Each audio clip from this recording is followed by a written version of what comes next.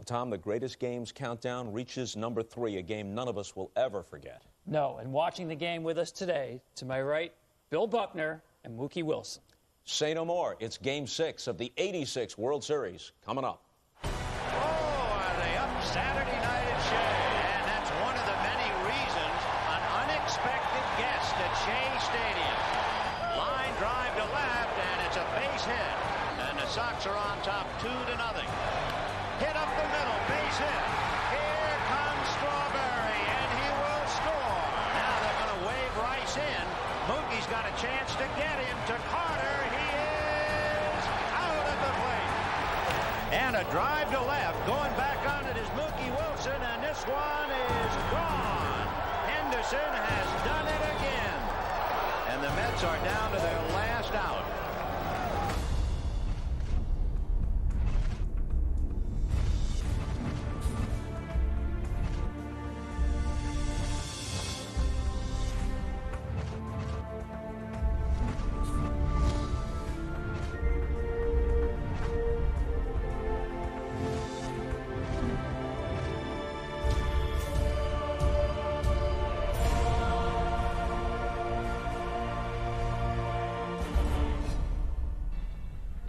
Hi, everybody. I'm Vin Scully, and welcome to Game 6. The last time the Boston Red Sox won a World Series, the Doughboys were dug in the trenches of France, Mademoiselle Armentières, and finally, Johnny came marching home.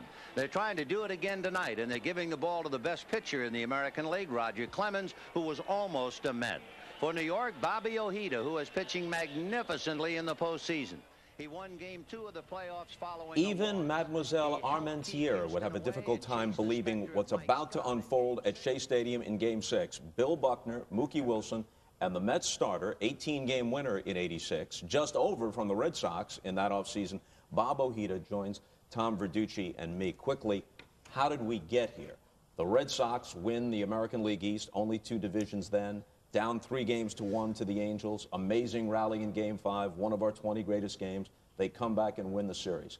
The Mets romp to win the National League East, but then they have to fight tooth and nail to get through the Astros, and that was also one of our 20 greatest games, the 16-inning Game 6 that wrapped up the LCS. A postseason of great comebacks. The Mets with that 16-inning comeback against the Houston Astros, and the Red Sox, obviously, with the Dave Henderson home run in their own ALCS.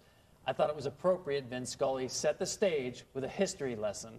We're about to see baseball history, but part of the history, if you're a Boston Red Sox player, is knowing the year 1918. Yeah, might as well ask you that, Bill. How aware were you guys of the so-called curse of the Bambino? Because my sense is, while it was building, it didn't really take hold until after 1986. Yeah, because I hadn't been in New England that long or with the Red Sox. I had no clue what was in those people's minds and what they had been through and what they were thinking. It was, you know, I was just out, you know, trying to have a good time and trying to win a championship. But those people had a lot of other things on their mind. All right, now the World Series opens. The Red Sox win the first 2 games against the favored Mets at Shea. The Mets come back, win Games 3 and 4 at Fenway. Bruce Hurst notches his 2nd victory of the series and wins Game 5. That sets the stage with the Red Sox up 3-2, entering Game 6 at Shea Stadium. Let's take a look at the starting lineups, beginning with the Red Sox. John McNamara is their manager. Boggs, Barrett, Buckner, who had 18 homers and 102 RBIs that year, as you see. Rice is the cleanup man. Evans, Gedman, Henderson, who had a fateful postseason. Spike Owen, and Roger Clemens, who has to bat in a non-DH game. He was both the Cy Young Award winner and the MVP at age 24 with a 24-victory season. Here's the lineup Davey Johnson put on the field for Game 6 against Roger Clemens. Dykstra, Backman, Hernandez, Carter, and Strawberry in the middle.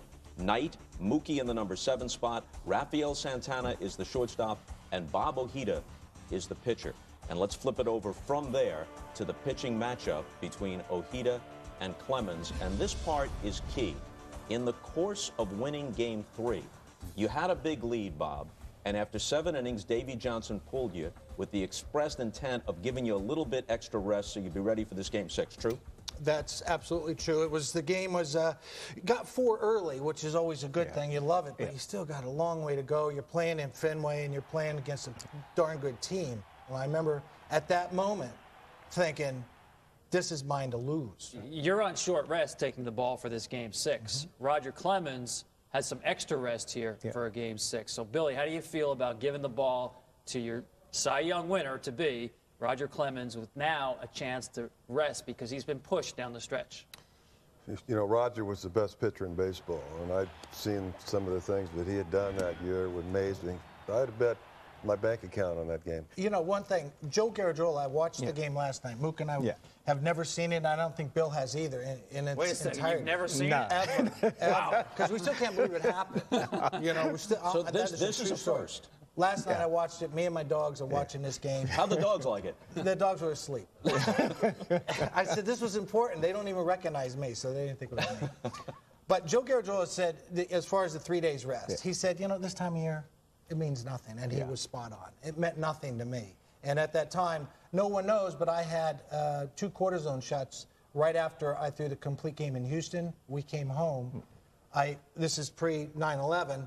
I went to the ballpark. I got the needles. I got the cortisone put in my pocket. Went to LaGuardia, flew down to Washington where Dr. Parks was. He shoots my elbow in the bathroom. I get back on a plane, fly back, and I'm at the yard for the game that night. So the short rest, he couldn't have been more correct. My arm was killing me, but I wasn't going to miss it. Everybody who gets to play in the World Series feels that same way. Now, as we approach this Game 6, something to keep in mind. It's Saturday night. Game 7, if there is one, is scheduled for Sunday night. Nobody knows it's going to rain the next night, and they'll have to play on Monday. So you don't anticipate that Bruce Hurst would pitch a Game 7 unless he does it on 2 days' rest. Game 7 is likely to be Ron Darling against Oil Can Boyd. So you guys are looking at Oil Can Boyd in Game 7, not Mike Scott like you would have been in the LCS if you lost Game 6 in Houston. Well, which is great. You know, I would much rather at that time face Oil Can than face Hurst. Because I can say no kidding. You know, for a number of reasons, because we were just a much better club against right-hand pitching than we were left-hand pitching. You know, so it kind of worked out, really, actually. Billy, did you guys have any extra insight into a guy who played with most of the players on your team, the former Red Sox, Bobby Ojeda? Yeah, you know, I felt a little uncomfortable with that the first time, you know, facing him, because, I mean, he watched all the hitters, and all hitters have, you know, some weakness that you can attack. So I think Bobby had the advantage there, knowing the hitters and knowing, you know, which way to get them out. All right, let's get to the game itself. Vin Scully and Joe Garagiola with the call from Shea Stadium. Bobby Ojeda making his second World Series appearance. He won Game 3 at Fenway 7-1. So take us back to what you're feeling and thinking. I'm telling you right now, when you hear Vin Scully say your name, it gave me chills. Last night I was watching. I'm telling you what, Vin Scully saying your name and actually refers to you as throwing magnificently, for me, it means a lot. I grew up in Southern Cal, and Vin Scully is as much a Dodger as anyone. So it's an honor to have him talk like that about me. And there's a hopper off the glove at third of Knight, and Santana can't pick it up, and Boggs is aboard. Boggs opens with the hit off Knight's glove. Which is interesting to see Ray playing so far in on Boggs. Not really much of a bunter there, and it worked out well for the Red Sox. But it did. I left a lot of pitches up in this game. I really, you know, got some plays behind me. Straw made a big one later on. We'll see. But if I get that ball up to those lefties, and I did to Buck, they're going to hit it. And I left a lot of them up in this game. 0-1. Change hit to right center, but that's where Dykstra is. 1 out, and Bill Buckner coming out. Boy, this crowd came here to make some noise tonight. 0-1. And that's one of the many reasons an unexpected guest at Shea Stadium. This, you know, I'll tell you, this is a true story. I'm standing on the mound, and the crowd's electric. They were electric all night. But it was weird because out of my left ear, I heard the roar over here. And Buck's up, and I think, why are they so excited about this at bat, right? And then the roar went this way. So it wasn't an overall roar. It started here and worked its way around the ballpark because people saw him parachuting in. Look at Ron Darling, gives him 5. Yeah. I stood on the mound, and I actually loved that. That did not hurt. That went with what that team was. Yeah, Stottlemyre's think amused. so. I don't think anything could distract what the game was all about. It was a tremendous time. It was. It was almost like, it figures. Yeah. for the show. Billy, what are you thinking there? You see that parachute. I mean, it's right there. I mean, I'm getting ready to really focus in on Ojeda, and all of a sudden I see this parachute right in my face. I mean, I'm probably the first one to see it. It kind of freaked me out a little bit. You know, being in New York, and, you know, you never know what's going to happen there. For the record, that guy's name was, and probably still is, Mike Sergio. Okay. Listed himself as a rock musician, screenwriter, and actor. Usually when that is your resume, you're going nowhere. He's doing summer stock in Albuquerque in about a week. But first he had to go to jail. They did take him off to the Hooskow. Yeah. And now Billy lifts one to center, and Dykstra has it. And not only that, he had to jump out of a plane that, to avoid detection, had no lights, no radar, flying through one of the busiest airspaces in the country. Yeah, now that wouldn't be so fun. Not a good idea. 1986, different mindset. Here's Evans.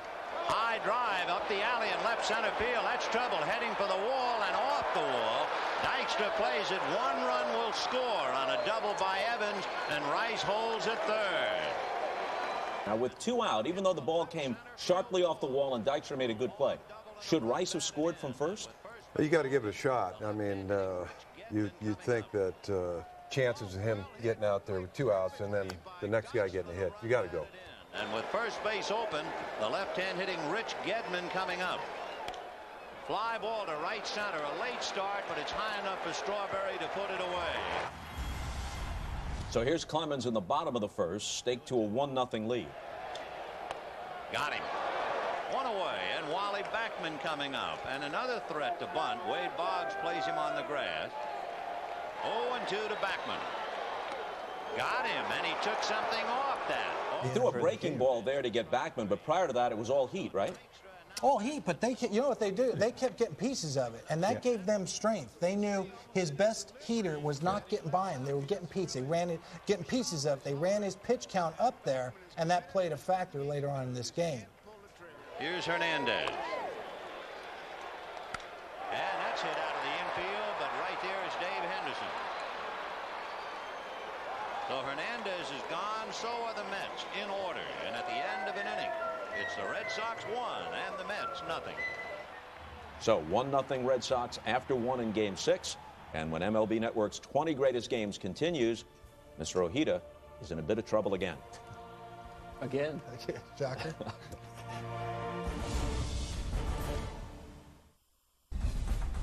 Okay, with the Red Sox up 1-0, we head to the top of the second now after a Dave Henderson flyout. Spike Owen facing Bob Ojeda. Again, Vin and Joe. Comebacker right through the legs of Ojeda into center field to a 1-out single by Spike Owen. There was some talk after this game that you were tipping your change and your Red Sox teammates were picking it up. True? I don't know, Billy. I don't know if Marty Barrett was the best at picking up pitches. I mean, I've never seen anybody like that ever. So I mean, we had pitches on 80% of the pitchers in the league. You had mine? In his previous game here at Shea. You know, It would do that to you. That is so I know morally you were bankrupt. an ex-teammate and a friend. No, that's gamesmanship. That's not cheating. That's gamesmanship. You're only cheating if you get caught. But you think we had hit you a little better knowing what was coming. You know, we didn't. Clemens out on the 2-strike foul bunt. And now you got to deal with Boggs again. This is in a chunk of his career where Boggs every year is hitting 350, 360. Just a handful. Yeah, well, there's where the advantage, if I knew where his weakness was, and as long as I could paint that outside corner and keep Modest inside, I had a chance. But too many pitches like that, a big loop and breaking ball, and I think even Verducci hits that. And the Red Sox give him credit there. Starting the runner there, looked like a straight steal with Owen there on a 1-1 curveball you left up and found the right hole. Right. So now here's Barrett, who apparently knows what you're going to throw. Line drive to left, and it's a base hit. Scoring is Owen, stopping at second is Boggs. And the Sox are on top 2-0. The key for me on that mound was my out was at home plate. I was getting hit around. I was making a ton of mistakes, but I didn't get bogged down in them. I said, look, I got to get back. I got to throw this next pitch. I got to concentrate on this pitch and the next one to get me through, and hopefully I can loosen up and start making much better pitches. Are you aware right now that Aguilera's up in the bullpen? No, I never looked out there. Being around a long time, I kind of figured, they're not going to let this go on too long. And now I got Buck, and, I got him the first game, but here I'm not executing. And when lefty to lefty, when you're not executing the breaking ball, usually goes over the bricks. So that's the concern, and once again, there it is. This came close. Yeah. And Straw makes a great play. Yeah. I mean, you smoked that ball, Buck. I did. Plus, the ball wasn't really carrying to right field. Even in batting practice, if I hit that ball as good as I can hit it. Did you really? Yeah. Did you think it was going to go when you hit it? I thought it was at least off the wall. Yeah, which would have made a big difference. Sure. Yeah. So now at this point, after 2 innings of work, the Red Sox have 4 singles, a double, and a walk off you, but only 2 runs. Yeah, smoke and mirrors and good defense. But that's the thing. You survive the rocky thing early, and then you find yourself. That's what you have to do. That's pitching. You survive early. Survive. Yeah. Keep it close. 3-2 to Gary Carter. And that's hit to center. Going back on it is Henderson to haul it in. 1 down. And Darryl Strawberry coming up. Ball 4, and the Mets get their first base runner.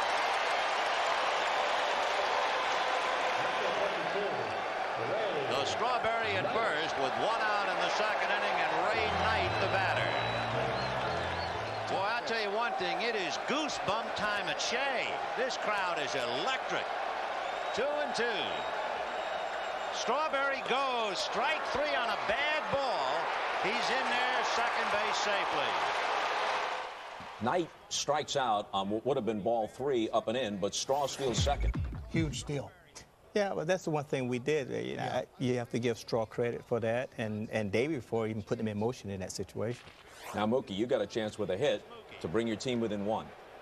But, here again, we felt we were comfortable. We were very comfortable against him, but things weren't working too well. I mean, I didn't have a great offensive series, and right now I'm just trying not to do too much.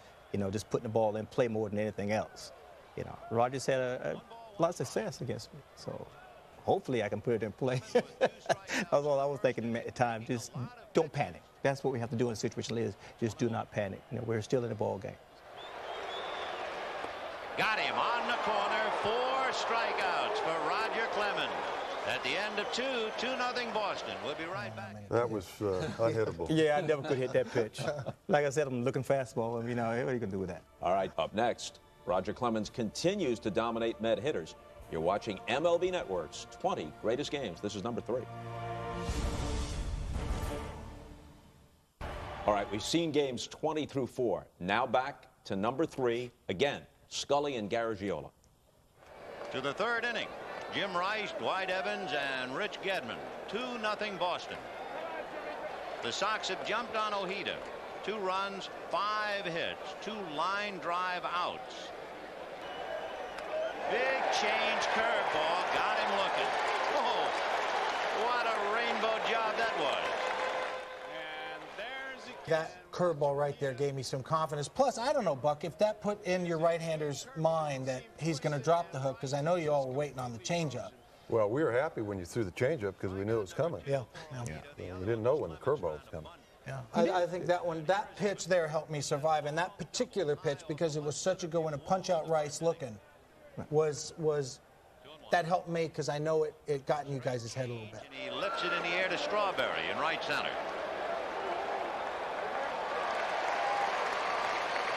2 down in the 3rd inning. And the batter will be Rich Gedman. Got him on the big sweeping curve. So here's your first 1-2-3 inning. Yeah. Now confidence. Now I started to feel a little bit better. That hook brought me back. That hook sort of brought me back like, hey, I might find it here. I might find it. Nothing too bad has happened yet. I'm not worried about the first 2 runs. Now I'm just hoping our guys get a hit off Roger. Start, loosen them up a little bit. I know they're close, though. You guys fouling all those balls off. I knew you were close, and he knew he couldn't get it by you, and I think that mattered. 2-2. Breaking ball got him. So with all the smoke, He strikes out number 5 with a curve. I mean, did you see that pitch there? That 90-mile-an-hour slider on the black? You guys were thinking that was going to hold up, Buck? Yeah. Yeah. Roger's a bull. Where's Bobby Ojeda facing a man who averages almost 9 strikeouts a game this year? Pretty good cut you had there. Came up empty, but decent cut. Yeah. This is a different era in baseball where the number 8 hitter for most teams was a weak hitter. Santana hit 218. Yeah. In a National League park, you got the pitcher. So you have some theoretically easy innings. 2 up and 2 down quickly here for Clemens. With 2 out, Lenny Dykstra, who led off the game and struck out. 6 strikeouts for Clemens, first time through the order. Now back to the top for Dykstra, and Owen throws him out. So he still hasn't allowed a hit or a run, and a 2-0 lead through 3. And Billy, we got a shot there of you running off the field there, and obviously you can see in your gait you're far from being 100% healthy. Tell us about your physical condition, how you're feeling.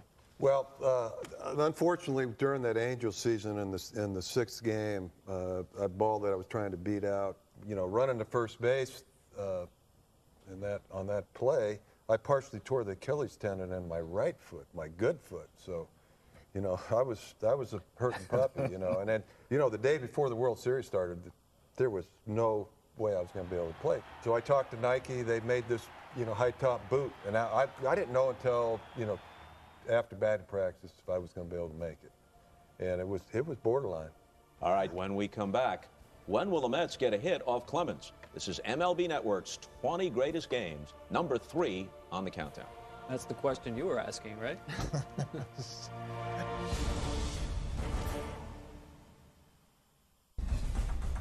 In the bottom of the 5th inning, the Mets will have Darryl Strawberry, Ray Knight, followed by Mookie Wilson.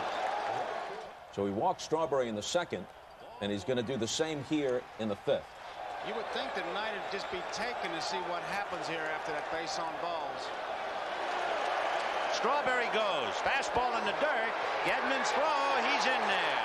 And that's a huge base by Darryl right there. Picks a breaking ball count there, 1-2. Down by 2 runs, being aggressive. And Bobby, Darryl and the talent he had. Guy who can hit the ball 500 feet, 6'6", and steal bags like this. Well, amazing. Yeah, that's the thing. He's got the nerve to do that. I don't know if that came from Davey. I think Straw had a green light at the time. I don't know. Strawberry's 2nd steal of the game puts him in scoring position. Ray Knight. Hit up the middle. Base hit. Here comes Strawberry, and he will score. So the first hit yielded by Clemens produces the first Met run. And set up by the walk, a stolen base, and Billy, actually it looked like the out was in order if Barrett's able to hold on to that throw at second base on Strawberry's steal. It was bang, bang. He could have been called out. Marty had held on to the ball. Nobody out. The tying run at first, and the batter, Mookie Wilson. And this crowd going wild. We had a chance to blow the game open. We didn't do it. Now Clemens is getting a lot of pitches, and it's a 1-run game. And our bullpen has been used a lot. So. Chase the high one there, Mookie. Yeah, like I said, I've been known to chase a few high ones before. And High ball hitter, high ball drinker. Yeah, but that's what Roger is. He's keeping the ball up there, and I like the ball down. They were going to give it to me down there. Breaking ball in the dirt, maybe. And that's about it. But, were you thinking breaking ball at all right here? I never looked for breaking ball against anyone. I mean, I look for something you couldn't hit. And so you try to not get beat on your strength. And I think pitchers should think same way. Look at that. He didn't stop at all. They weren't calling the stop. They could have called a balk every pitch on the right field. No, I have to give the umpires and everyone credit. They let the players play the game. Breaking ball hit into right field. Knight to second base will hold, and when Evans bobbles, he goes to third. Yeah. Rare misplay by Evans there allows Knight to go to 3rd. Breaking ball. Finally got a breaking ball. I got one down a little bit lower where I could handle it. This is what we were noticing, though. This is Dwight Evans, one of the best right fielders you're going to find. But he plays his ball on his knees. It's a routine base hit. And then he overplayed it into a clank. Well, and that we were starting to see something on the other side that was like, hey, these guys are a little tight. But he played the ball not to miss it instead of to make the play. Yeah. And that's now, what happened. Santana is due. He's only a 218 hitter, but he did have 2 hits off Clemens in game 2. Yeah. As McNamara goes to the mound, Johnson has already gone to his bench for Danny Heap. Which is an aggressive move. I love the move. But, Billy, take me into his mound meeting here. Unusual to see a manager come out when he's not making a move. 5th inning, your ace on the mound. Well, it was a big at-bat, and I wanted to, make sure that everybody's on the same page how we're going to pitch Heap, So, obviously, he's not out there to talk about taking him out of the game at this point. It's about just strategy, how you're going to get this one hitter out. It's a big at-bat. Eventually, this is going to press Kevin Elster into service at shortstop. Ground ball hard to Barrett. They go to second for 1, to first, double play. However, Knight scores to tie it up. So the error by Dwight Evans has given the Mets the run. Otherwise, Knight would be now at third. And the batter, Bob Ojeda, who has found himself even 2-2. Ground ball to Marty Barrett. And that's it. But the Mets get 2, and they are alive and well. And the crowd is on its feet at Shea at the end of 5, a 2-2 tie. Up next, we'll turn to Bill Buckner, the actor. Even he's puzzled by that. We'll find out after this.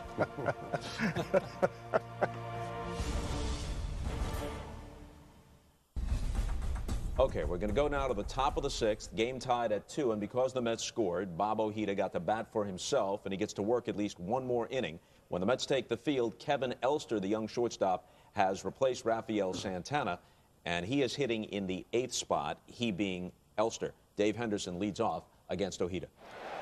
Henderson flied to left, flied to center, 0 for 2. And another change hit up the middle, and here's Elster. The 22-year-old gets him. Spike on. Single to center, single to left. He's 2 for 2. Fastball. He was late. Ground ball fielded by Hernandez, who flips it behind the pitcher covering. As we see right there, a rare miscue by Mex. And actually, I almost could have grabbed it and, taken it myself. It's kind of an awkward sort of push throw there. Yeah, with his momentum, going away, he had no chance. And that's the best first baseman in baseball. Yeah. And probably the best competitor I ever played with.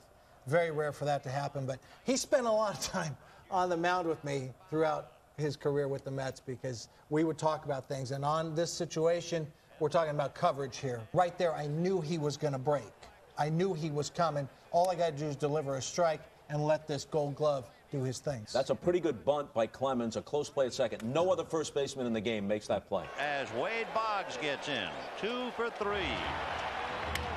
And then it's hit to second, and there's the feed to Elster. No. So that's that, and you're done. Do you know it at this point? I don't know it. I really don't know it. I didn't feel at that point, and I never looked at a game like, oh, all I got to do is get 3 outs, because inevitably when you do that, you give it up. Yeah. So Exactly. I looked at it like, okay, let me get my outs. I may be hitting, and then as it turns out, I wasn't. Okay, back to Vin and Joe now for the bottom half of the 6th, 2-2. Clemens still on the mound, of course, for the Red Sox.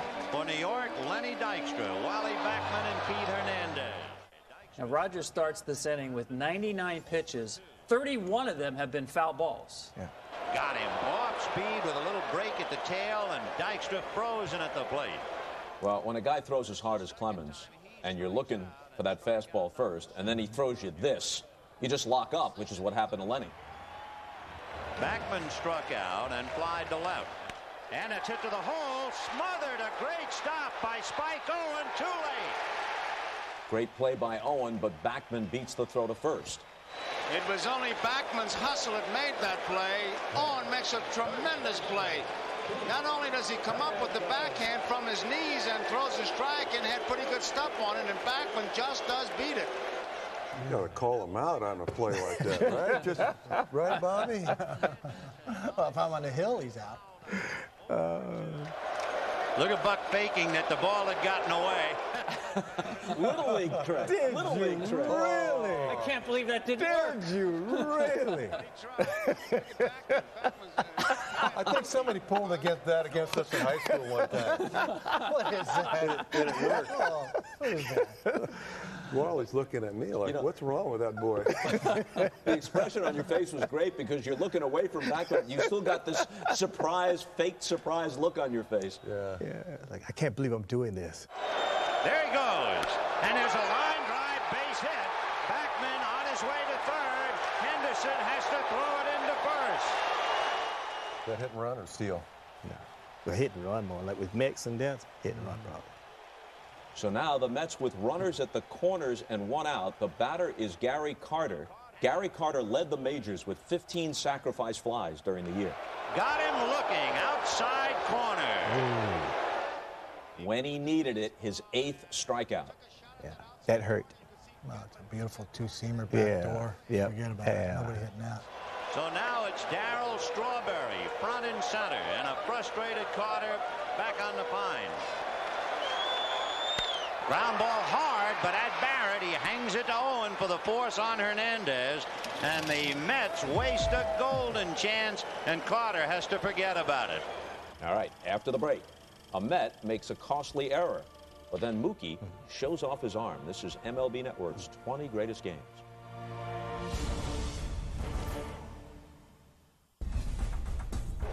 Game winner Roger McDowell, with the 22 saves during the regular year, will now make his 4th appearance in the World Series.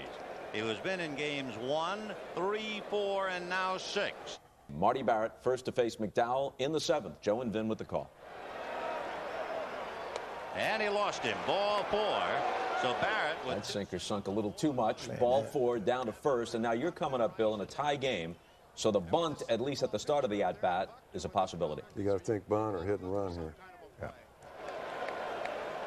And the bunt is fouled. It hit him in the batter's box. No play. Got him right on the foot. And the runner goes, and the pitch is hit up the middle. Back to get it is Backman, and they make the play. So they put a hit and run play on to avoid the double play. Well, that works like a sacrifice. Yeah, I think, see, I was talking to Marty, say, hey, we'll bunt the first pitch and hit and run the second, and John McNamara was great with that. You know, with veteran players, he'd let you do those type of things, and you know, without giving a sign, because you start giving signs and stuff, then people become aware. But if you had that worked out ahead of time, you know, But when you have veteran players, you can do that. Yeah, so it worked good. Yeah, it works out great. Where is Jim Rice with a chance to untie the score? Roller to third. Knight charging. High throw off Hernandez's glove, and over to third goes Barrett. A routine play gets away by Ray Knight. And now the Mets have a problem. It is indeed strength against strength. They're going to have a sinker ball pitcher against a low ball hitter, Dwight Evans. Rice goes. Sinker is hit down to second. They can't get the double play. Safe at second, out at first. And the run is in. No DP, out at first. Evans claps his hands because that produced the run. Yeah. Again, nice job starting the runner there. A 3-2 count there. Was able to get the run home by starting the runner and staying out of the double play. And that runner is Rice, who clearly, if he wasn't running on the pitch, could never have gotten down there in time to break up the double play. Evans a great guy to do that with, though. He had that Charlie Lau swing going. He was going to chop it down. Made a lot of contact and a lot of stuff on the ground. Was able to put it on the ground when he wanted. Now here comes a huge play, and you're in the middle of it, Mookie. Let's listen to Vin, and then we'll come back with a comment. 0-2. Sinker hit into the hole. Now they're going to wave Rice in. Mookie's got a chance to get him to Carter. He is out at the plate. And out by a lot. Yeah. But I was really surprised that he, did run. At that point, ball be hit to that close. And I was shading in, which would have been the only chance I've had. People don't know I was just coming off arm surgery. And I think that probably why I made the decision to descend it. So I wasn't really throwing that well, But fortunately, I was playing cheating. The thing all the way on the line. Yeah, I was cheating. I was only 90 feet away. I got to throw it there. So you weren't even thinking cutoff man? No. Not at all? No. You can understand why he's sending the runner there. There's 2 outs, obviously. That ball bounces 5 or 6 times before it gets you. Yeah. Frankly, I was surprised that you got him as easily as you did. That well, as I said, safe or at least closer at the plate. I was cheating, and Roger with that sinker. Chance of hitting a fly ball was pretty rare. So now Rice, Hall of Famer, but did not score from first on the Evans double with 2 out in the first inning. Did not score from second on the opposite field single with 2 outs by Gedman here in the 7th. Both those hurt. Well, it wasn't his speed that put him in the Hall of Fame. Another excellent point.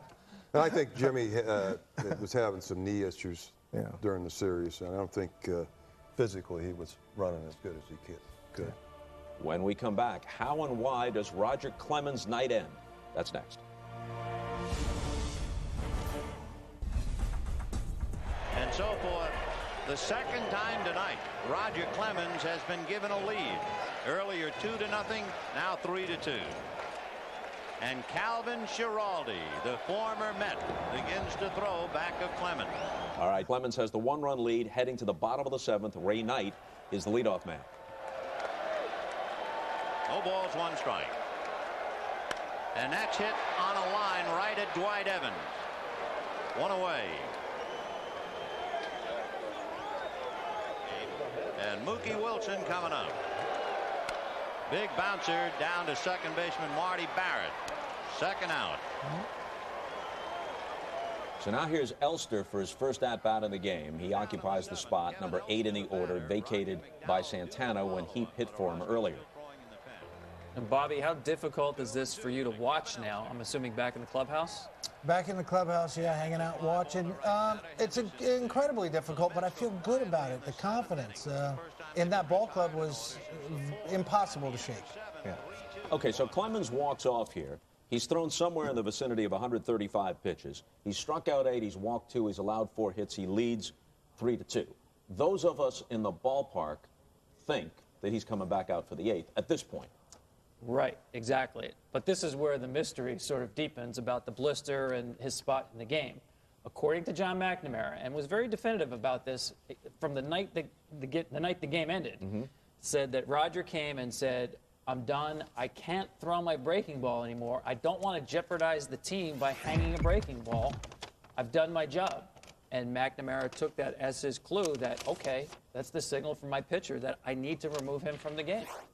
So in John McNamara's telling of the story, it was Clemens approaching him and saying, I can't continue with the blister. Here is what McNamara said, direct quote. I'll say it again.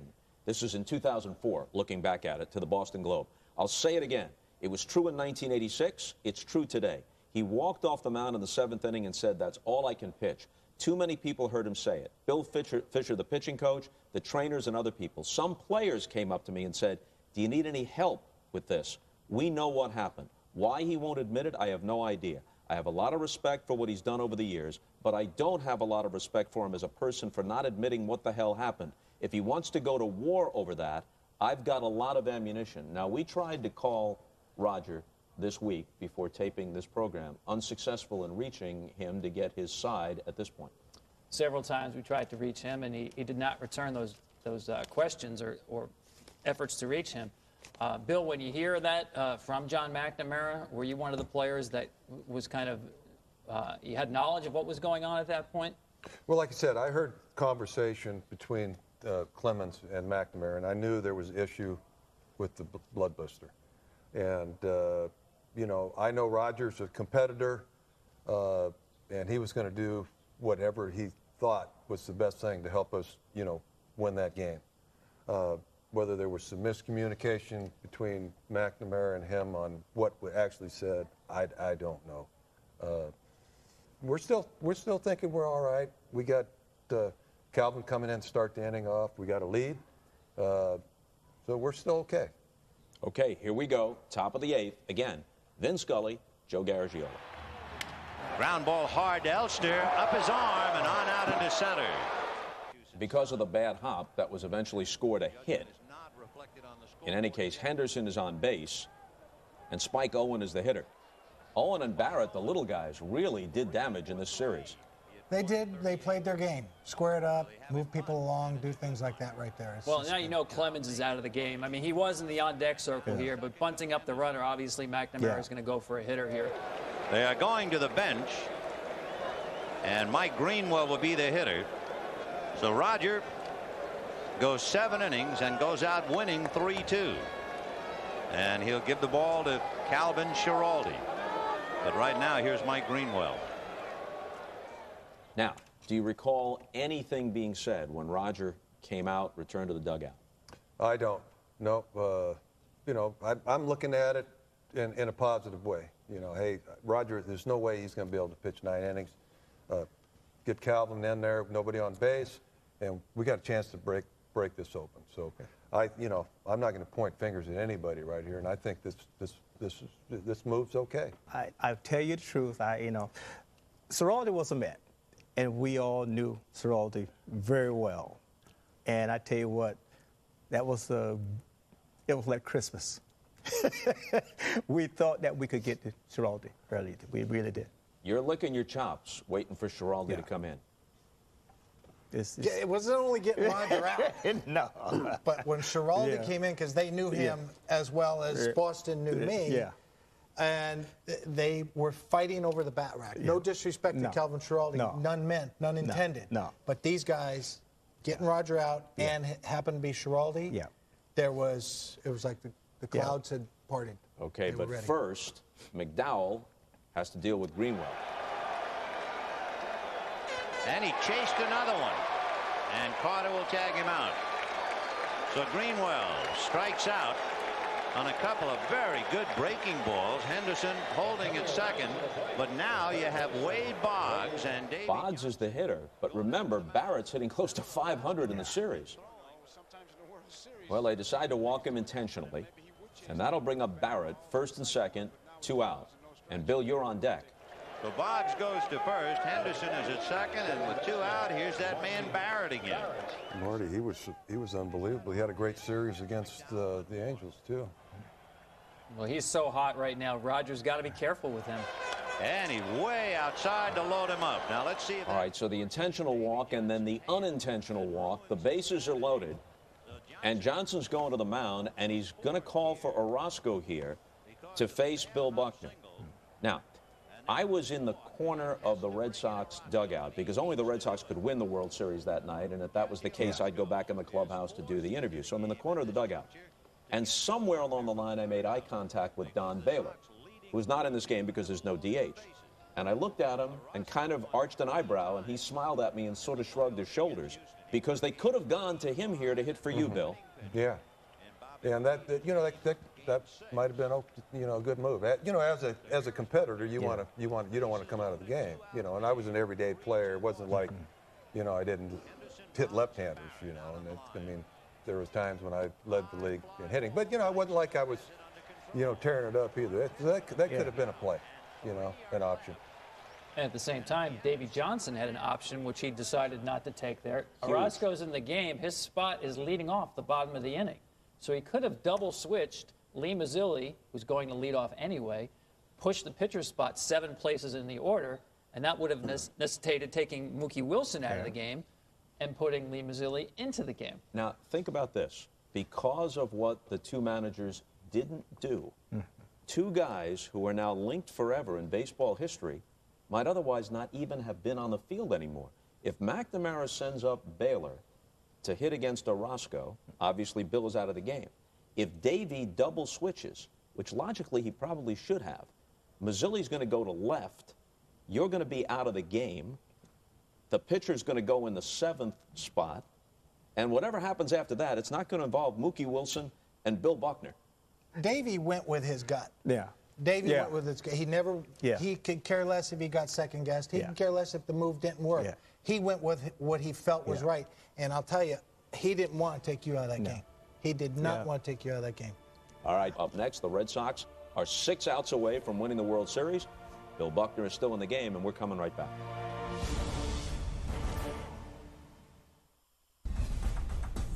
Ceraldi, the former Met, who had the penthouse and basement existence in Anaheim, is now asked to get the last 6 outs of the World Series. And standing in his way, first off, is Lee Mazzilli. You know, the more I think about this, as Lee Mazzilli is about to step up as the pinch hitter in the bottom of the 8th with the Mets down by 1, it's mind-boggling that Davey didn't double switch. 1 pitch from Jesse Orozco. The pitcher is leading off the next inning. You made the second to last out. You hit 7th. He could push the pitcher an inning and a half or 2 innings further back and keep Orozco in the game. Right. But he wasn't going to do. I'll tell you why he wasn't. He wasn't going to take him out. He was there for a lot of years and through the whole season. World. Kevin Mitchell, we called him World because it was his world. Toughest guy we ever played, ever, by far. He wasn't going to put him in that situation. And Mazzilli had just been acquired. He wasn't going to put him in. He wasn't. It was nothing against them. It was that he wasn't taking Mookie out. And remember, too, the rosters, there's only 24 people on the roster. I mean, we think about 25-man rosters. That's a labor thing, history. right? Yeah, they wanted to save some money, so they played with 24 players back then. Interesting. Well, Schiraldi and the Red Sox have the 3-2 lead. It's the bottom of the 8th. And here is one of the big at-bats of Lee Mazzilli's career as he hits for Orozco. Fastball full to the hole. Base hit into right field for Mazzilli. The tying run is aboard. The Red Sox are looking bunt. Dykstra has struck out twice, grounded to short against Clemens.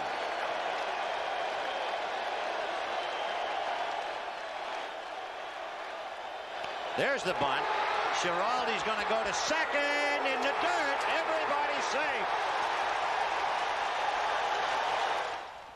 That was a poor decision on his part, you know.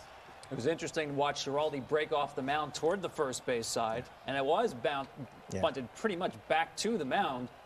But you're right, Bill. He makes a calculated risk here. Might have got him with a good throw, but it was a close play even with a good throw. Yeah. Well, the basic. You know, if the game had been tied, we had, had the lead, so get the out.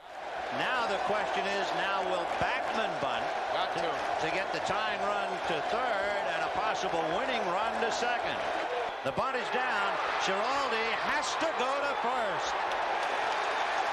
Now look where Boggs is. He doesn't get back to the bag. They might have had a play there. That play has to be worked out ahead of time. Once it goes down, everybody has to know where they are, otherwise, because it happens so quickly. And as you see, you guys are Look how far he comes in, Bobby. Yeah, he drifted back. He didn't bust back. It was almost like they didn't know exactly what they were going to do before that ball was bunted. Well, that play there, if there's any question at all that the third baseman's going to have to field it, then he's got to come in.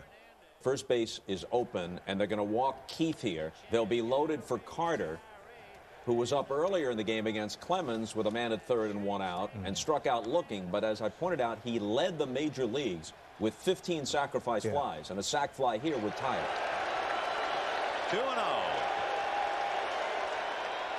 Ball 3. 3-0, and Davey's going to give him the green light. That's Davey, right, Mookie? That's Dave pushing those buttons. Swung on and line to left, right at Rice. Tagging up is Mazzilli to score, and down to third goes Dykstra. It's a brand new ball game. There is the familiarity of Carter, who'd caught him, really locked in on what Schiraldi's ball was going to do and his movement and everything. Right back into his bat. So now Strawberry, and interesting, McNamara doesn't go to Sambito to get him out, but Schiraldi retires him on the fly ball. And now, with Strawberry making the last out, now Davey will double switch. And Darryl wasn't too happy about that. Oh, he was having a tough series, though. And naturally, he was not. No one's happy about that, especially a guy like Straw. Forget it. Do you remember Darryl coming back into the clubhouse? Because he was even angry after this game, the fact that he was removed from the game. Yeah, he was not real happy. He was just leave it at that. He came up. He was not. I mean, most upset I've ever seen him. By far. But he didn't. He still wanted us to win. He was angry he's out of the game, but he was really angry about that. After the break, the Mets let a chance to win it in the bottom of the ninth slip away, and later the Red Sox make them pay.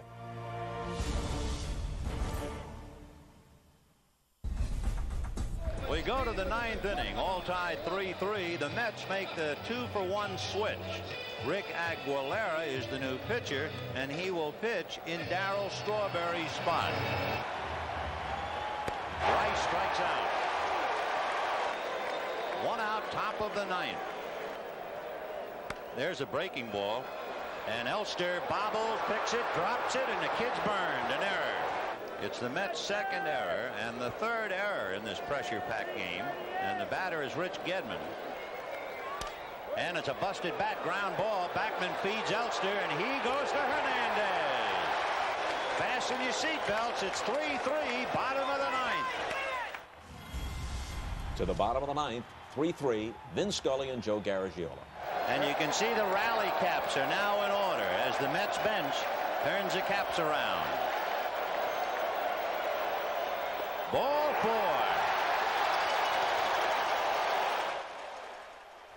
All right, Mookie, you're the hitter. Another bunt Definitely bunt situation. and I'm telling Schiraldi, hey, throw over twice, don't throw over whatever, you know, so. Yeah. And Mookie, you had no sacrifice bunts in 1986. Boy, that's... How comfortable are you here bunting? Well, actually, I was a pretty good bunter, you know, but sacrificing was most of the time when I played, I was either batted first, you know, or second, and with Lenny in front of me, you let him steal instead of bunting. So I hadn't bunted a whole lot over the years, but I was very comfortable doing it. It's no problem. Man. The bunt out to get it is Gedman and throws not in time. And we have our first argument of the series.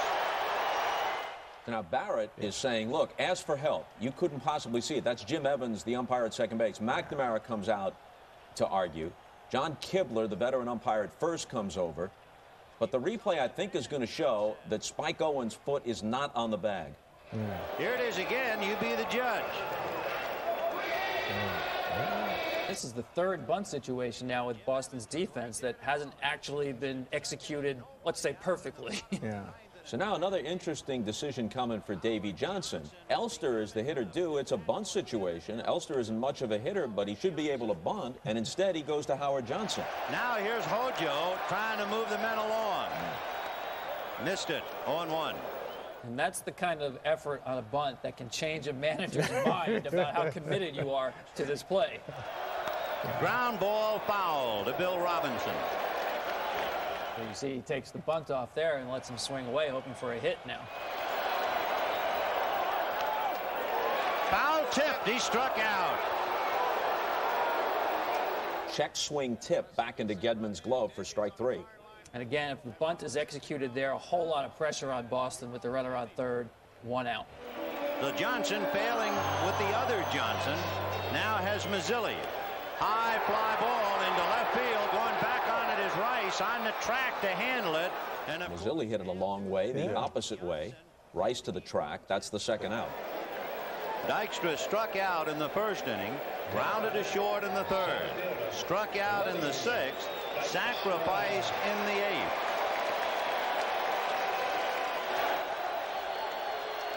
The runners go on a fly ball to left field. Jim Rice is there. And we're going to extra innings. And the Mets lead 2. They've left 7 in the game. And at the end of 9, a 3-3 tie. To the top of the 10th, Dave Henderson will lead it off. And a drive to left. Going back on it is Mookie Wilson. And this one is gone. Henderson has done it again. So at this point, Henderson has saved the LCS with the homer off Donnie Moore, and it looks like he might have won the World Series with the homer off Rick Aguilera.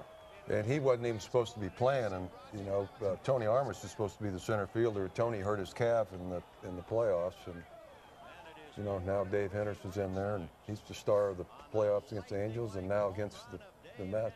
Clemens had gone down to the bullpen to be with his pitching buddies. He's slapping high fives with Al Nipper down there. To me, I don't recall seeing that. I know he's very close friends with Al Nipper, who's in the bullpen, available to pitch out of the bullpen. But the starting pitcher removed from the game, and he goes to the bullpen. I couldn't believe it when I saw the picture of him cheering from the bullpen. Expected him to be in the dugout or back in the clubhouse. Okay, Spike Owen is up next with the Red Sox now up by a run. We've been here before, but right now I'm still feeling okay. It's only 1 run. That takes care of Spike Owen. 1 out in the 10th inning. Here comes Calvin Schiraldi. It looked like Baylor was going to hit for him until Henderson ripped it. That takes care of Schiraldi. Schiraldi is quickly dispatched, and it shows you McNamara has confidence in Schiraldi. He doesn't hit for him here. Here's Boggs. And that's hit in the alley in left center, but it's slicing, and Mookie can't get it. It's going to the wall. Boggs into second base with a stand-up double. Third hit of the game for Boggs. Yeah. A lot of strength the other way. So a home run and a double in the 10th inning. And the batter now, Marty Barrett. Marty Barrett lined out to center, 2 singles to left, and 2 walks. And it's hit into center, base hit. Dykstra charging. Here comes Boggs. He will score. The throw backed up by Aguilera, and Barrett goes to second. Now how you feeling, Mookie? I'm still feeling good. Oh, come on. I'm still feeling good. I'll tell you when we start to worry a little bit. I'll tell you this. What we're seeing here is what I was seeing. I was inside, and I was watching, the television, and this was on. I was getting so annoyed by this shot right here with these guys celebrating before this game was over. And I know my teammates now are feeling the same thing I am. And we're looking across there. I know they are. And going, look at these guys. They're high-fiving. This game is not over. Now, here's Bill battling Aguilera. And he plunks it. You don't remember that? Dale Ford is getting between you and Aguilera, but you're not going anywhere in this situation. You're not going to charge him. Take me a while to get there. And that will bring up Jim Rice. And that's lined to right. Mazzilli has a bead on it and puts it away. But the Red Sox come up with 2 big runs on a single, double, home run. And at the end of 9½, Red Sox 5, Mets 3. Here is another chance, maybe the most obvious of all, for McNamara to make a move. Once you're hit by the pitch, hobbling as you are, he could have sent Stapleton in to run for you and then had Stapleton play the field in the bottom of the 10th. Yeah, but in McNamara's defense, I was the best first baseman defensively that he had. Don Baylor, could swing the bat, but, he was not a very good defensive first baseman. They had put Dave Stapleton in a couple times. And you hear the comments, well, they did that all the time, all year. They did. Dave Stapleton might have gotten in 30 games. But in the postseason, they did. Now, the first admittedly, earlier in the postseason, you were having an even harder time getting around. But he finished most of those victories, and he came in the 1-0 game, which is similar to this, a 1-run lead. Came in the 8th inning in Game 1 in Shea Stadium. Yeah, but at that time, I was, barely made. I didn't even think I was going to play that day. So was there a conversation with John McNamara about the possibility of perhaps Stapleton going in the game? Did he ask you how you were feeling? Yeah, he asked me if I was doing okay, and I said, I'm doing okay. Marty Barrett was right there. There was a discussion. Hey, Marty. Marty's like a coach.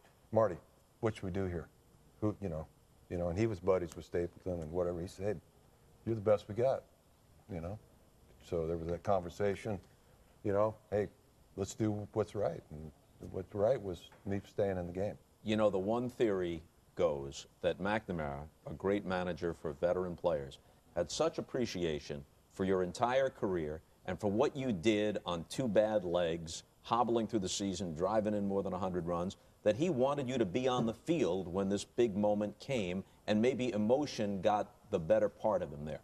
Well, I'm sure that was the case, that he would like me to be out there. But, he was not going to put me out there if it was going to hurt the ball club. Now, would Dave Stapleton had caught the ball? Yeah, so would you, Bob. You'd have caught that ball. It was not a tough play. Okay, It's not. It was just. It's just one of those things. When we come back, little kids all over New England are being roused from their sleep. The bottom of the 10th coming up.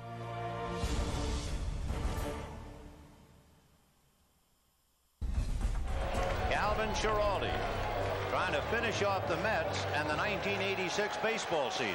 Now, I don't know how many times you've heard this story, Tom, but I've heard it dozens and dozens of times from separate people. It was past midnight at this point. It was a Saturday night. Little kids were already in bed. And as if it was Christmas Eve, parents all over New England tell the story of waking up their kids, shaking the sleep out of the little tykes' eyes, sitting them down in front of the TV and saying some version of this. Mommy never saw this. Daddy never saw this. Grandma and Grandpa never saw this. The Red Sox are going to win the World Series. Wake up, watch this. You're only 5 or 6 years old. You'll remember it for the rest of your life. Instead, the kids were in therapy, at least until 2004. Well, I know of one 12-year-old in Brookline, Massachusetts, who was on the top of his couch waiting for the last out to jump in celebration. He went on to become the general manager of the Red Sox, Theo Epstein. Never got the jump either. So there's your backstory. Wally Backman is at the plate. Mets down to their last 3 outs. 0-2 to Wally Backman. Little poke job to left. Rice coming over. 1 away. Luke, are we still feeling That good? was okay. Are we still okay? But Eric? we still have the heart of the lineup. Okay. One swing of the bat and we're in it. Okay. So we're still okay. Everybody's still clapping, Here you walking, got your best pacing. hitter up there. Yeah, we're still okay. And Kelvin is still pitching. And that's hit to dead center with Henderson going to run it down. And the Mets are down to their last out. All right.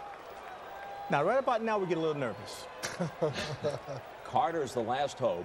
Hernandez goes to the clubhouse, strips off a portion of his uniform, has 2 beers and is smoking a cigarette at this point. No joke. We are not feeling very amazing at this point right now. This is the first time I've seen this out of this group of guys. All right. Yeah, I haven't experienced this, what you're looking at right now. You've never seen that before. Clemens is back in the dugout now. Lined into left field. Base hit for Carter, and the Mets are still alive.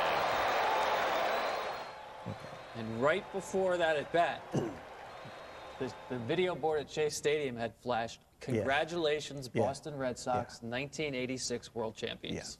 And they'd already taken the vote among members of the media, and Bruce Hurst, with his wins in games 1 and 5, had been voted the MVP of the World Series. And our champagne was shipped over. And they had our champagne. They had our champagne. They had your champagne. It was in the visitors' clubhouse. NBC had sent me down there to do what they thought would be the first ever broadcast of a World Series win by the Red Sox. There wasn't even radio of the World Series in 1918, and they had covered the lockers with cellophane so that with the champagne spray, the players' belongings wouldn't be ruined. And frail Mrs. Yawkey, who was in her 80s and looked like a stiff wind would knock her over, came in with Peter Uberoff, then the commissioner, Haywood Sullivan, one of the owners of the Red Sox. They brought in the championship trophy. They'd built a platform. The cameras were there. Everybody getting ready. Meanwhile, this would have been Strawberry's spot, but it's now Aguilera's. Yeah. The hitter's going to be Kevin Mitchell. But Mitchell, at least by legend, is on the phone making plane reservations to return to San Diego, and he doesn't even have his jockstrap on or a cup or anything, and he throws his pants back on, no underwear, and heads up to the plate. Come on, Bobby, is this true? That's not true. Oh, come on, what a great story. All right, I'll tell you 2 things I know are not true. One, he wasn't on his cell phone because I don't think we had him. They had him back then. Clubhouse phone. We weren't allowed to use them. Oh, like these Mets ever paid any attention to the rules. Did not break rules, Bob. We did not break rules. What was all I that don't mustard think doing on his shirt? He might have been eating, but I don't think he was making he wasn't packing his bag. I know that. Was he out of uniform? I don't remember. Maybe Vin and Joe can cast some light on this. And with 2 out, representing the tying run, Kevin Mitchell. He's the right guy, though. With 2 outs, he's not afraid of anything. No. Not afraid of anything. Peter Gammons wrote after this that when Mitchell played with Giraldi in Jackson, Mississippi, Giraldi had told him, if I ever face you, I'll bust you in, then try and get you out with a slider away, and Mitchell remembered. Curveball, and that's going to be hit to center, base hit. And now suddenly with 2 out in the 10th inning, the tying runs are aboard, and Ray Knight will be the batter. The thing that was scary was the 2 strikes and all the hitters. 3 times. 3 times. 3 times. Not just down to your last out. Yeah. Down to your last strike a few times. That's Bill Fisher, the pitching coach. Yeah. Now, just as things change for the worse for us, at this point, you start to see life back in that dugout. You start to see that we still got a shot in the player's life. And it's just how quickly things changed in that dugout. It didn't take much. It was amazing. And that's going to be hit into center field. Base hit. Here comes Carter to score, and the tying run is at third in Kevin Mitchell. That was an 0-2 pitch. You're within a run. Yeah. And look who's up. Look who's up. And now McNamara wants Stanley, and Mookie, I'm sure you recall that he had struck you out in Game 3. Yeah, I'm not happy about this. I wanted to face Kelvin. I just wasn't as familiar with Stanley. Plus, he threw a pitch that I hated, was a little cutter that he threw. Heavy, too. Yeah, and stuff. So I wasn't pleased at all. Now, Stanley lost to history for the most part, has thrown 6 shutout innings in Games 2, 3, and 4 in this World Series. Yeah. And had a lot of experience closing games. Yeah. He's not in a situation he's not familiar with. Yes, Giraldi's out of the game. You've gotten to their closer, but they replaced him, almost like the Mets with McDowell and Orozco. They've got a nice second option right here. Yeah. I didn't think I'd be hitting, to be honest with you. At the point when the inning first started, I didn't think I'd be hitting. So you know how you kind of let your guard down. Now you got to get yourself back up again. But Look, you're all professionals. Yeah. How much is your heart pounding? At this point, Yeah. I don't remember feeling anything. I was numb. The crowd was so loud. I mean, it was just so loud. You stand on the ground, and you could just feel it generating through your bones. That's how loud it was. Surprisingly, I wasn't nervous. I only thought one thing: just don't make the last out. That's the only thing I was thinking. I wasn't saying let's get this hit, but no, I said don't make the last out. Now that's a weird thing to be thinking in that point, but that's what I was thinking. Now, Bill, for you, you're in a situation where the crowd's going nuts. Momentum seems to be changing as the visiting player in that scenario. What are you feeling? I'm just thinking about doing my job. I don't think that Mookie's going to bunt here, but it's a possibility. Tie and run at third. But I've got to get off the bag and cover the hole there. So Mookie wasn't really a pull hitter, but Stanley threw a lot of sinkers, so there's a lot of balls going to be hit that way by left-handers. So I don't want the ball to get through that hole, first and third. Okay, Stanley's in the game. Mookie's at the plate, and up next, the finish to this truly incredible game.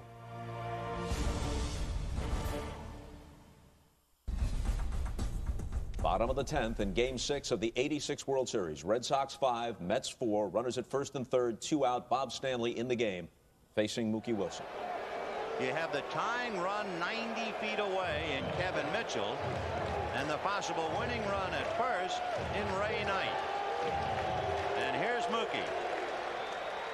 Fouled off. Pitcher should have hit. Really? Yeah.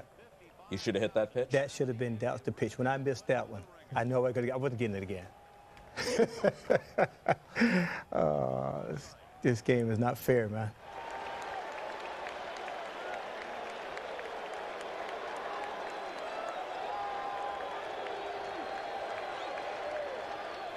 Ball 2. I was surprisingly calm during that whole at bat. You ever seen me get that calm before? No. I'm telling you, this is not the real me up there for some reason. This is totally against everything I've done in my career, Fouled away again. Battling. Fouled away. Tension mounts some more with 2 out in the 10th. 5-4 Red Sox. Ray Knight at first. Kevin Mitchell at third. And it's going to go to the backstop. Here comes Mitchell to score the tying run. And Ray Knight is at second base.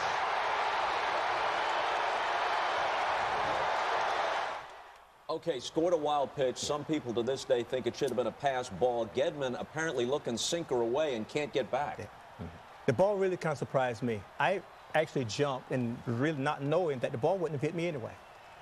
But the ball was cutting in a little bit, and I know Gedman, great catcher, but, it's always been a question whether it was a pass ball or wild pitch. I didn't think it was that wide. Should he have stopped it? Bob Stanley was tough to catch. He threw a very heavy ball, And, it's tough to catch when he throws the ball where he's supposed to. The ball's supposed to be outside. It was inside. Yeah. So I think maybe, it's somewhere in between. Both of them would have liked to have had to do it over. Yeah. But I'm definitely not putting any blame on either one of them. No. I go back again to the comeback ability, the fact that you never gave in. In this one at bat, you have 5 foul balls. Yeah.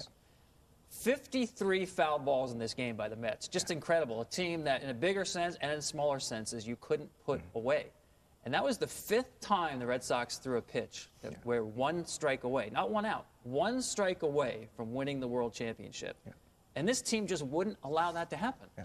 So, Bob, the people back in New England are not shaking the kids so hard now, huh? No, and I'll tell you, I'm in the clubhouse, and they've asked me to tell this story, and I apologize to those who've heard it before. When Mitchell got the hit and then Knight followed with a hit, and you're at the plate, I recall saying to the truck, what do I do if the Mets tie the game? And the exact quote was, get your ass out of there as fast as humanly possible. So here's the scene. Luckily, you fouled off. There we are watching. That's Bill McAtee there with the glasses on. There we are watching on the monitor. As soon as this happens, quicker than they can change a Broadway set. Yeah. Look, there goes the championship trophy. Yeah. The cameras went out. Luckily, you fouled off a couple of pitches. There goes the cellophane. So by the time the Red Sox came walking down the corridor to the clubhouse, all the evidence that we had been there had been whisked away. There it is. That close to a celebration. Wow. All right, Mookie is still at the plate. 3-2 to Mookie Wilson. And he pops it in the air, foul off to the right. Gedman coming over. He will not have a play. 5-5 in a delirious 10th inning. Line drive foul. Can you believe this ball game at Shea? Oh, brother. So the winning run is at second base with 2 out. 3-2 to Mookie Wilson.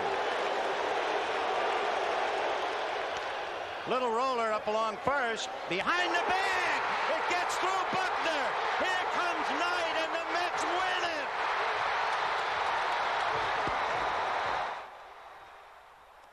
That did happen, huh? It did.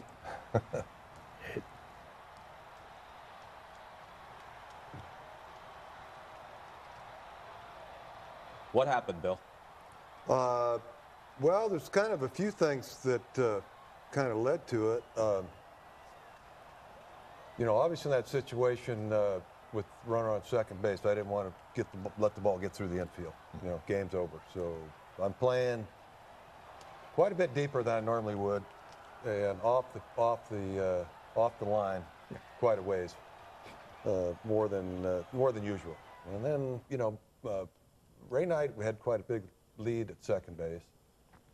So Marty was, actually I think put a pickoff play on. So I'm watching what's happened to him. So the right side of the field's open. So I've got to extend over further to kind of cover that hole, for him.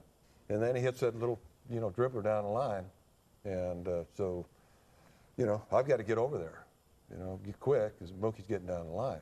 So I'm thinking, well, you in that situation, I've got to, I got to catch the ball or block the ball at least, and I know it's going to be a close play at first, but, I still thinking, hey, catch the ball, watch it in your glove, and you still have time. Mookie, was Stanley going to get over there in time to cover? And if he didn't, could Bill, had he fielded the ball, have beaten you to the bag? After saying a few choice words after the swing, initially I didn't think that Stanley could beat me to the bag. My concern was, could Bill beat me to the bag? I've looked at that part of the game. I've looked at now. I've watched that part up because I've been asked that question many times. Would I have beaten Bill to the bag, or would Stanley beat me to the bag? And I've concluded that Stanley wasn't going to beat me to the bag, but there was going to be a foot race between Bill and I. Did you sneak a peek, Bill? No, not at all. I kept my, I did fundamentally, I've always, my last thought catching ground balls, watch the ball into your glove. But for years I couldn't figure out, how I missed that ball. And if you go back and you look, you know, and I was being so careful, I planted my left foot to stop, you know, to make sure I watched the ball, and that glove, my momentum when I planted my foot, that glove kind of closed up, and the ball, you know, normally if you look up and don't watch the ball, you're going to, you know, the ball goes underneath, you're going to look up. Well, this ball went over here to the right side, you know, pocket high, but to the right side. That glove, when I planted my hand, that glove just closed automatically. The ball went right by there. Should have threw that glove away the year before. But that, you know, that's what happened. Well, the World Series wasn't lost. This is Game 6. You still have a Game 7. But we saw the picture of you walking off the field there. Can you describe your emotions and the immediacy of that? I'm sure eventually you start thinking about Game 7. But take us through the aftermath of when you come off the field, go into the clubhouse, anything said to you. Well, obviously, you know, when you're that close, you know, how many times? 2 strikes? 6 times? 5 pitches. 5 pitches. Yeah. Anytime you're that close and you lose a game, you're not gonna be happy about it. You know, quite honest, by the time that I hit the third baseline, my thought was, wow, you know, I get to play in the 7th game of the World Series. How cool is that? Well, that's the power of positive thinking. Yeah, you know, I mean, the way that game was going, you know, it just, you know, it just didn't feel good. You know, it just didn't feel right. In one way, you want to win so bad because that's what you're there for. But on the other hand, it was almost like sad that it was going to be over. You know, and now all of a sudden, it's not over. It's Game 7. And I'm thinking, hey, great, I'm going to hit a home run tomorrow, win the game. Okay, Game 7 was scheduled for the next night, Sunday. It rained. That allowed John McNamara to come back with Bruce Hurst against Ron Darling. Hurst pitched very, very well. Evans hit a homer. I think Gedman hit a homer as well, right? And the Red Sox took a 3-0 lead. Eventually, Keith Hernandez got a clutch hit in the middle of a rally. The Mets came back to take the lead. It went up 6-3. Red Sox rallied back, made it 6-5. Going to the bottom of the 8th, and the Mets tacked on a couple. Strawberry hit a home run and kind of Cadillac around the bases for whatever reason. And the Mets wind up winning the game and the World Series 8-5. Afterwards, here is Bill at his locker following Game 7. That's really weak on your part. Because he had the right people in at the right time.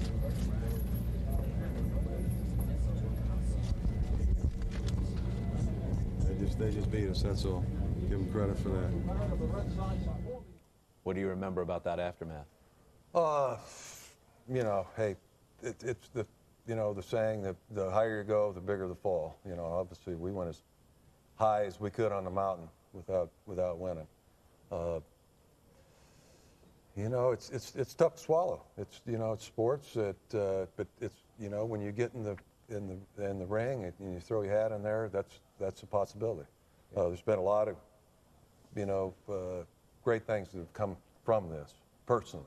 You know, dealing with other people, less fortunate people, that watching what happened to me and how I handled it, how it's benefited them in their life. You know, and that's life is, you know, is dealing with stuff like this. You know, hey, baseball's a game. It's a sport. It's fun. We get paid a lot of money to have a lot of fun, to do things.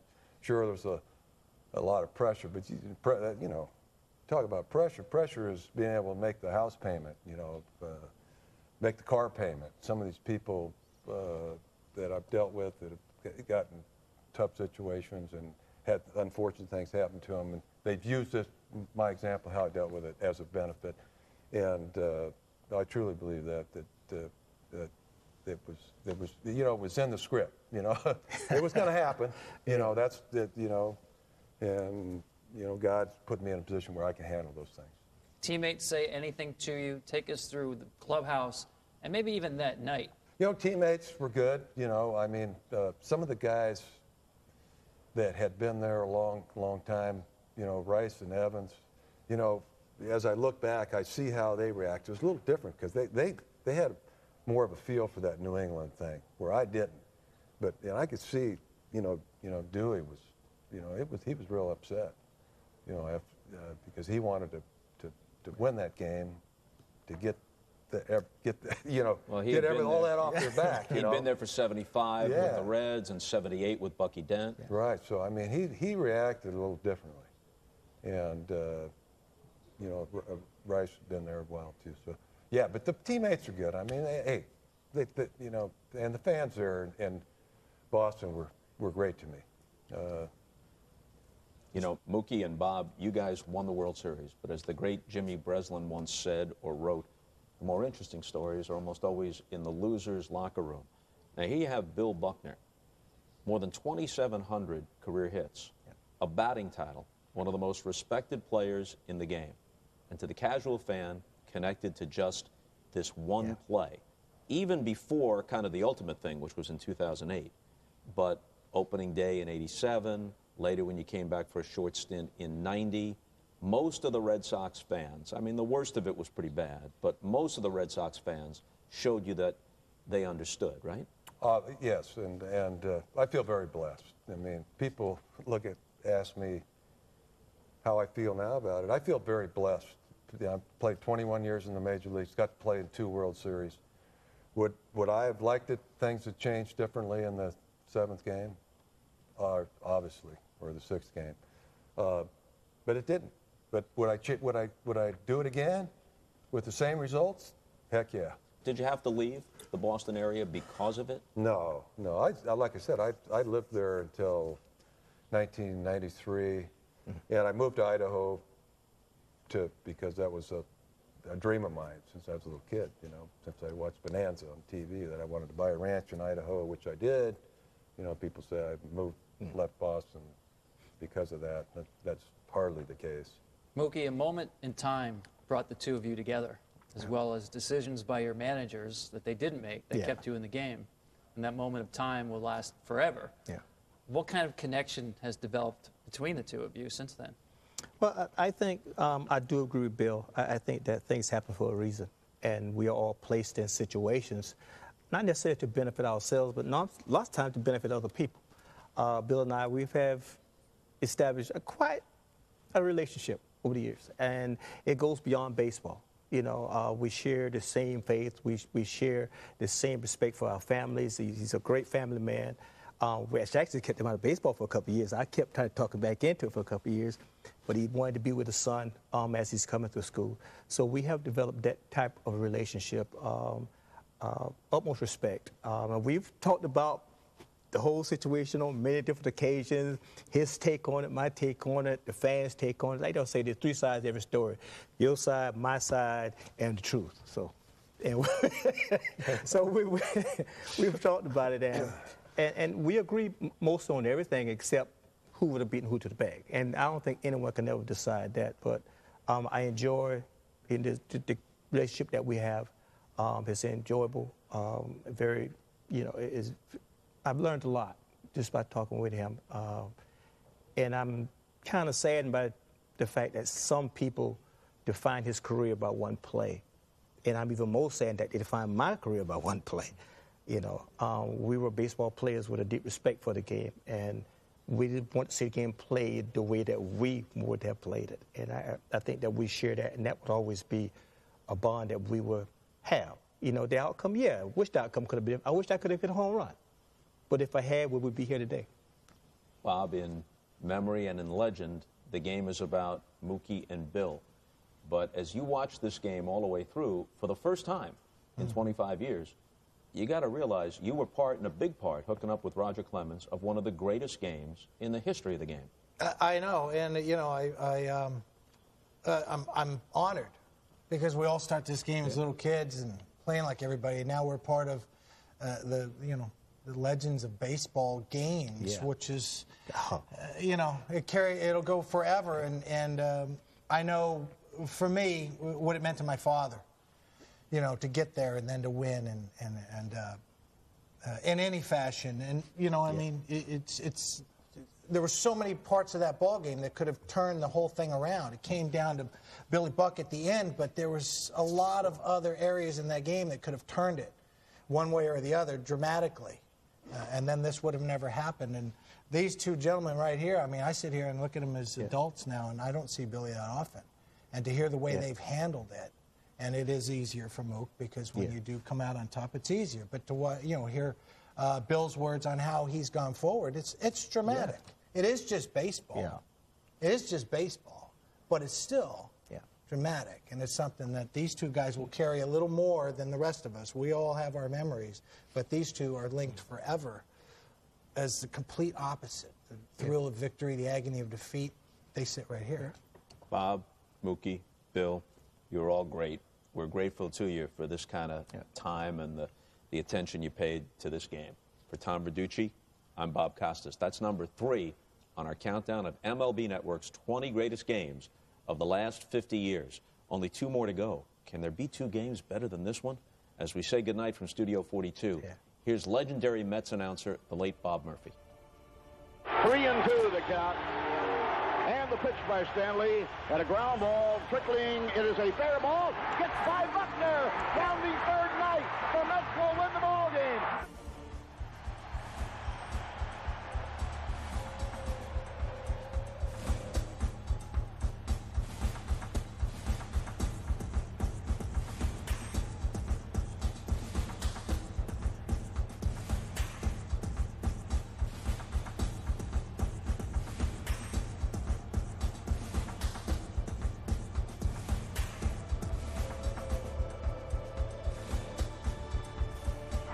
Unbelievable. The Red Sox in stunned disbelief